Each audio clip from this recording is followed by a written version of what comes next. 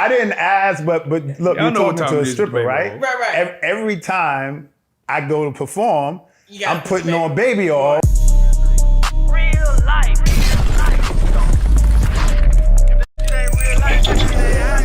It ain't real life. Just ain't real life street stars. You know what time it is. So now, one of the things, right? There's a guy named Inner Press or Inner City Press that is covering the case. Everybody's hanging on every word. And one of the big things that came out of the testimony was that you almost made it seem as if you weren't coerced, or it didn't seem like was coerced into doing this. She actually liked doing it. So for you, was that the statement? It's just like, it didn't seem like Diddy was holding her hand to the fire to make her do these freak offs. It was something that she was a willing participant in? Yeah, I mean, man, that's my honest experience, right? Yeah. Like, you know, I remember, and this went on 2.5 years. Right. And in 2.5 years, I never said a word to Diddy. We never had any communication. I never even had eye contact with him. Right. You know, so. He was a fly on the wall, baby. Yeah, so all my conversations, all my interactions, everything is with, and they're all cordial, right? They're all cordial, they're all cool, they're all pleasant to the point where, like, we're cool, you know? And so I didn't get a read of anything that could have remotely seemed like she was in distress, right? And the only things that I think the prosecution was trying to focus on, there was moments, because he would give directions, right? So there was moments when the directions would be very specific, like move the candle, like, all right, move it some more, Right. You move to the left, grab the oil. And at times I seen her like sigh, like, you know what I'm saying? Like whatever, but I think maybe those moments of her frustration, they wanted that to be distress, but I could not go up there from a place and frame it as distress, because that's not how I read it. So there's, when you go to his house, there's gangs, tons and loads of baby oil everywhere. Right? So it wasn't a house. It was hotel room. The hotel room. Yeah, not that, man. So the setup would almost be like this, right? Right. Okay. This is almost a setup. I was like, yo, are they trying to recreate the scene, right?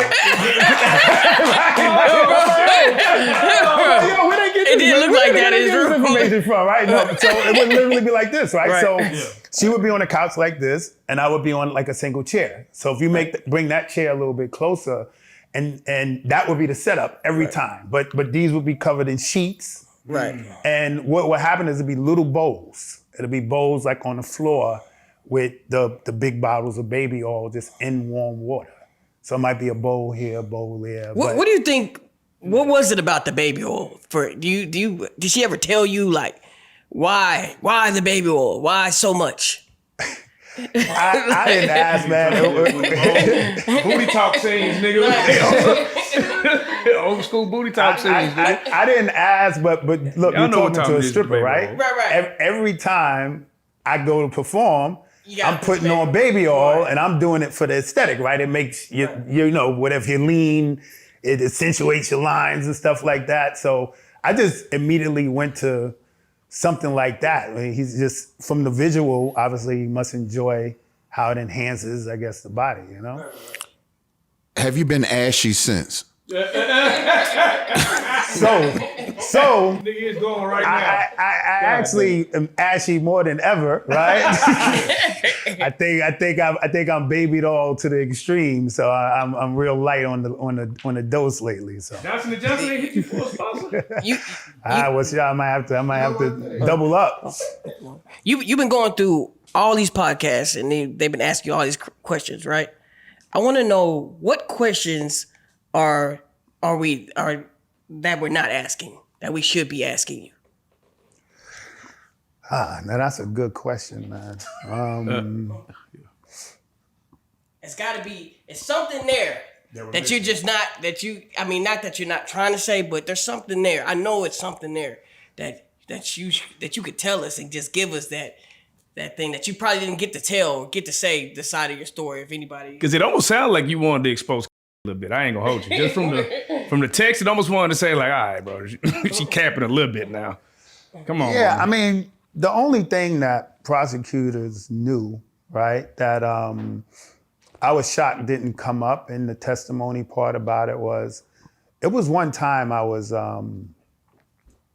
she called me to come through and I was in like Six Flags, like some foul shit. I was with my girlfriend, right? So I'm with my girlfriend at Six Flags, right? I'm with my girlfriend at Six Flags. Right. And she called up and was like, yo, are you free? And usually when I would come through, it would be like 3 days in a row. I'll come Friday night, Saturday night, Sunday night. So I'm like, yo, you know what? I'm in Six Flags. Can I come the next day? And she was like, oh, yo, if you can't make it, can you send somebody else? What? And bro, I was butthurt, right? Wow. Whoa. You thinking you just had I'm I was just thinking- about to go there, bro, because you've been getting this money consistently. No, it's not about the... No, but I'm saying like I would have felt some type of way about that. Yeah, and also I think I'm special. Right. I was gonna ask you that. Yeah, boyfriend, girlfriend scenario? Because I believed that at the time when this was going on, I thought I was the only guy they were doing this with. Because when she first called me, it was like, it's my birthday, just something special. So, you know, the few people I told, I'm like, yeah, you know, I'm guy, you know, when she, you know what I'm saying? Yeah. Ego shit. So when she said just send anybody else, I was just like, oh man, like I'm just. Did you refer somebody? Hell no. I made up some excuse to my girl. Hey, yo, something happened. We gotta go. Like, yo, we had drove there like 2 hours in traffic. We was there like 45 minutes, and I'm like, we gotta go. I'm double back. I'm coming back right now. So, But I always wondered if that was something that could have been you. But now that I think about it, that could go either way, right? Because if you're, you know, if you, obviously she has to set these up, but if she's like, yo, send somebody else, or whatever the case may be, that could be spun, I guess, as favor of the prosecution or favor of the defense. So I guess they left it out. so I think everyone wants to know this question now. You still with that girlfriend? I'm not, yo, but here's the thing, right? I still got cursed out because we broke up years ago, but she called me. Oh, after the hearing all this shit? Yeah, because I had to go in the stand and say that we had unprotected sex. Oh. So she called me 10 years like, yo, you was, you know what I'm saying? Like, what you do? How could you do that? How could you? And I was like, oh man, my bad. Like, but you good, right? Like, you good, right? Everything's straight. I'm straight, but nah, she flipped out on me, man. Yeah, what the fuck you did? I know you're crazy to the Do you feel like was really a victim? I mean, what I gotta do, look, what I gotta do is I gotta take her at her word, right? Because I wasn't the only guy that came through. So she didn't testify to anything negative with me. And that's the one thing I will say, right? After the first time, when she came to pay me, she at the time, what she said exactly was, I want to call you back because I'm comfortable with you, right? Now, looking back at it in hindsight, that language does tell you something, right? Because she didn't say, I like you. You know what I'm saying? She didn't say, I'm feeling you. She didn't say that. She said, I'm comfortable with you, right? So I'm not gonna go and say whether she was a victim or not. How I like to sum it up is, if there was scenarios where she was doing this and it was uncomfortable and it was against her will, I would like to believe I was the guy that, if I gotta do this, right, I'm comfortable with him. I was just gonna say, so with that being said, when you said that there was a moment when she said that, can you send someone else? Do you think that would have looked disloyal to Diddy if she would have said, well, no, I just want to wait on him? Well, in hindsight, no, because they were running dudes through their, you know what I'm saying? Like, he didn't care. Like if you look, if the details that's coming out is legitimate, he had her just calling random websites and going on Craigslist, just finding guys. So I don't think he cared per se. You know, in the moment, like I said, I'm thinking I'm special and it should only be me. And I was like, that's why I'm coming back. But I don't think so. did you at any point feel like you needed to get tested after that? After finding out that you were just like there was multiple? Nah, because I didn't find out to the trial. Oh, I just found out, dude. All this time, all these years, okay. I thought.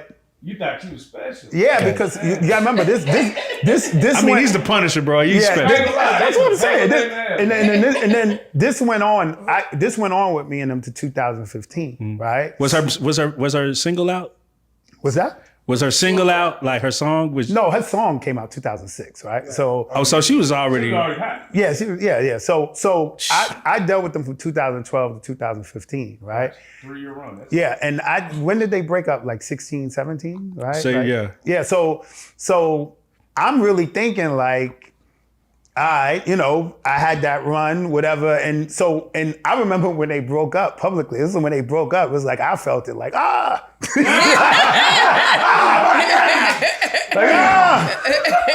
that's it. It's over, you know? Was it a lucrative? No. You didn't feel like you didn't at no point you was like, let me reach out, like. Yeah, I can get Nah, man, I was respecting that boundary. I wasn't okay. trying to get it twisted, right? Like that's Diddy's lady. I'm not like, yo, I'm gonna try to like, Right. like creep from the side and I'm when they call, I'm here, but I ain't trying to. Wait, what ended the run? Bro, I don't know, right? So what I'm gonna think ended the run, and I said it, right? Like, but my last time before she called, I had torn my bicep. So bad injury, you can't work out for months. So usually when I came there, I was on point, right? So my last time showing up, I wasn't in this shape. And then it was a good 6-7 months, man. So, doing something like that, I'm always uncomfortable because he's in the room, right? So then months in between, it seems like the first time again. And, I'm trying to kill time and get back comfortable. And, he got impatient and just like walked across the room and took like a stack of condoms and threw them on the couch. Like, yo, I want you to fuck me now. And I'm like, that was it. I was like, you know what I'm saying? Like, Right. it was over. So I couldn't perform. So I always thought because I didn't come through that time and I'm not in shape the same, I don't know if that's 100%, but that was my thought process. Right. Do you miss it? Do you miss her ever? Like miss that time? Like I don't miss, I didn't connect to her in a way to miss her, whatever the case may be. Getting paid and then, beautiful so that's woman. what I would say, man. Did I enjoy that period of time of Sweet feeling licks. special? Like, yo, I was getting top dollar, like Right. this, that, and the other, whatever. It was something in my memory bank or whatever, the way I understood it, where it was validating, right? I'm not gonna lie, it was that, like we said earlier, it was that ego space, right? And so hearing now that I was just one of many and everybody got paid more than me, I'm like, yo, what? You know what I'm saying? Like, I guess, it wasn't nothing, it was just what it was, man. How uncomfortable was Diddy's energy? His presence? So, and I want to address this, right? I go in these interviews and I say, for the first year to 15 months, I did not know who it was. Right. And everybody says, he had to know, like you believe, like, and I'm like, yo, of all the things I could lie about, right, to make the juicy story, why I want to lie about that? Like, I don't get no credit. It don't make me look better, but it wasn't his energy that was uncomfortable, right? Because nothing seemed like it was advanced towards me, whether I knew who it was or not. Obviously, him walking around in a veil, Right. just the fact a veil with just only his eyes showing, while masturbating, right? That was uncomfortable on its own. So I wanted to ask, like, did you ever feel like he was attracted to you? Nah. Okay. I really... That's what, like, because if you be in a certain space, you might feel like, is this looking at me? Like, a weirder energy, not like he might want to whoop me or something, but like, this might be actually liking the vision of meat? So I mean, that's in the back of your mind, right? But the way it actually went, and I think which was helpful was that he never spoke to me, right? He never spoke to me and acknowledgement. So if all his communication and his conversation and everything is going to her, right? It kind of takes me out of it. But I'll tell you that it was a real thing. Like I wrote it in my book, right? I can't hear, right? Club all these years, I got hearing loss. So sometimes he would say stuff to her. And if I didn't, and I'm not hearing him clearly, right? So, and once I found out it was Diddy, there were rumors about his sexuality, right? So I'm serious, bro. He would say something to her like, like I said before, like he'll say something like, I like to position you in, and my mind would hear, I can't wait to penetrate him. You know what I'm saying? And Right. I would hear, and I'm like, what? Like, you know what I'm saying? So, You fucking up the move, my buddy. yeah, Wait, what is that? I gotta whoop this kid. So I would, and obviously that wasn't the stuff that was said, but I'm emphasizing that there was a worry that, all right, I don't want it to get too comfortable and there's something goes left, but nothing ever did. It was cool.